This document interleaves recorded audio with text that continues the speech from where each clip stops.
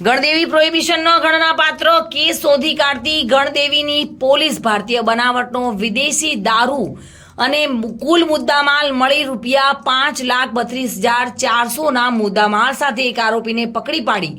જે મળેલ સૂચના મુજબ આજરોજ વિજય જે Patel police sub inspector Gandevi police station તથા સર્વેલન્સ સ્ટાફના પોલીસ માણસો ગણદેવી પોલીસ સ્ટેશન વિસ્તારમાં પ્રોહિબિશનના ગુનાના અંગે પેટ્રોલિંગમાં હતા। દરમિયાન જ ખારેલ બ્રિજના ઉત્તર છેડે મુંબઈથી અમદાવાદ જતા રોડ પરથી મળેલ બાતમીના આધારે આરોપી પાંડુરંગ દયાનંદ કદમ, જેની ઉંમર વર્ષ 37 હતી અને જેઓ નાઓએ ટાટા કંપનીની સુપર એસ ટેમ્પો લઈને જેમાં વિદેશી દારૂ ભરેલો હતો અને જેની કિંમત ₹2,50,000 જેટલી હતી।